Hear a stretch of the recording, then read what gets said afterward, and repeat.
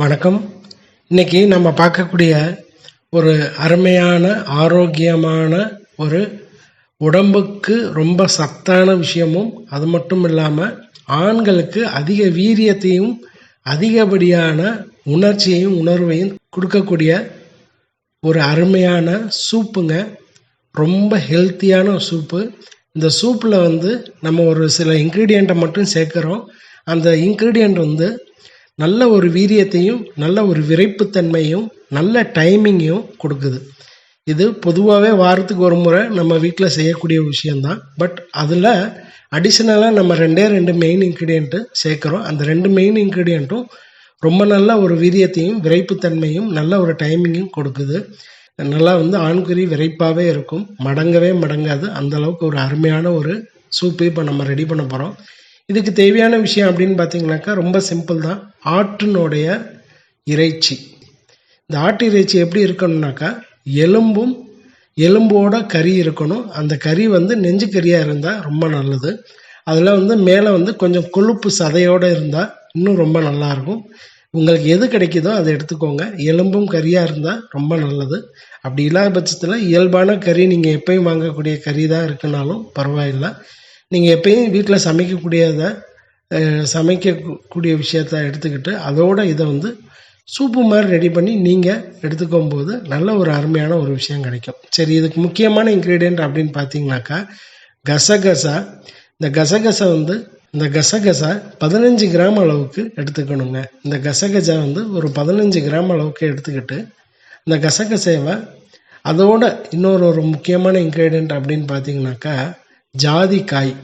ஒரே ஒரு ஜாதிக்காய் எடுத்துக்கலாம், அதிகமாக தேவையில்லை. ஒரே ஒரு ஜாதிக்காய் எடுத்துக்கோங்க. அந்த ஜாதிக்காயை ஜாதிக்காயும் இந்த கசகசா நம்ம எடுத்துருக்கோம் இல்லையா, ஒரே ஒரு ஜாதிக்காய் 15லேருந்து 20 கிராம் அளவுக்கு கசகசா எடுத்துக்கோங்க. கூடுதலானாலும் பிரச்சனை இல்லை. 15லேருந்து 20 கிராம் அளவுக்கு கசகசாவும் ஒரே ஒரு ஜாதிக்காய், இந்த ரெண்டையும் நெய்யில் போட்டு லேசாக வறுத்து எடுத்துருங்க. ஒரு 3 டீஸ்பூன் அளவுக்கு நெய் ஊற்றி இந்த கசகசாவும் இந்த ஜாதிக்காயையும் போட்டு நல்லா வறுத்து எடுத்துட்டு அதை மிக்சியில் போட்டு நல்லா கிரைண்ட் பண்ண போகிறோம். அதாவது அதில் இருக்கக்கூடிய சத்தை நம்ம எடுக்கணும். ஏன்னா அதை அப்படியே நம்ம உபயோகப்படுத்த முடியாது. அதனால் அது நல்லா என்ன செய்ய போகிறோம்னாக்கா மிக்சியில் போட்டு ஒரு அரை கிளாஸ் தண்ணியை ஊற்றி நல்லா ரெண்டையும் நல்லா மிக்சியில் போட்டு அரைச்சிங்கனாக்கா அதுலேருந்து பால் மாதிரியான ஒரு திரவம் உற்பத்தியாகி வரும். இந்த ரெண்டும் தான் ரொம்ப முக்கியமான இன்க்ரீடியண்ட்டு.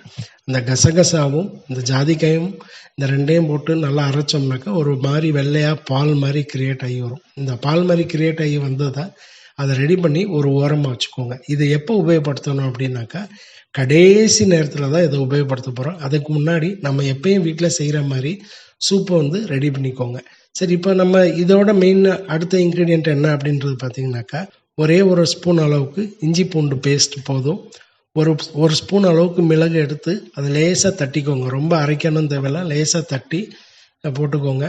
இப்போ நம்ம கறி தேவையான அளவுக்கு தண்ணி ஊற்றி நல்லா வேக வச்சுட்டு சூப்பு ஆகிற அளவுக்கு நம்ம அந்த கறியை சாப்பிடக்கூடிய அளவுக்கு வரும்போது இப்போ நம்ம என்ன செய்யணும் அப்படின்னு பார்த்தீங்கன்னாக்கா நம்ம அரைச்சி வச்ச இந்த கசகசாவும் ஜாதிக்காயும் அரைச்சி வச்சு நம்ம ரெடி பண்ணி வச்சுருக்கோம் பார்த்தீங்களா, அதை இறக்குறதுக்கு முன்னாடி, அதாவது எல்லாம் முடிஞ்சிருச்சு, இப்போ நம்ம குடிக்கக்கூடிய கண்டிஷனுக்கு இருக்குது, சூப்பு ரெடி ஆயிடுச்சுன்னு சொல்கிறதுக்கு ஒரு 2 நிமிஷத்துக்கு முன்னாடி மட்டும் போட்டு லேசாக 2 நிமிஷம் கொதிக்க வைங்க. அதிகமாக கொதிக்க வைக்கணும்னு அவசியம் இல்லை. 2 நிமிஷம் கொதிக்க வச்சுட்டு அதுக்கப்புறம் நம்ம குடிக்கக்கூடிய அளவுக்கு சூடு வந்த பிறகு அந்த சூப்பை அருந்தி பாருங்கள்.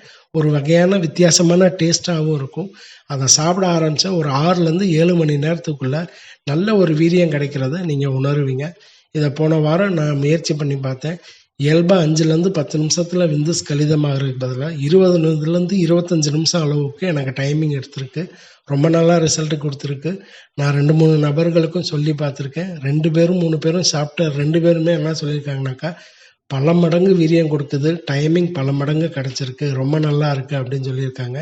இதை முயற்சி பண்ணி பாருங்கள். யாரோனாலும் சாப்பிட்லாம், எந்த வயதுனாலும் சாப்பிட்லாம். முயற்சி பண்ணி பாருங்கள். வணக்கம்.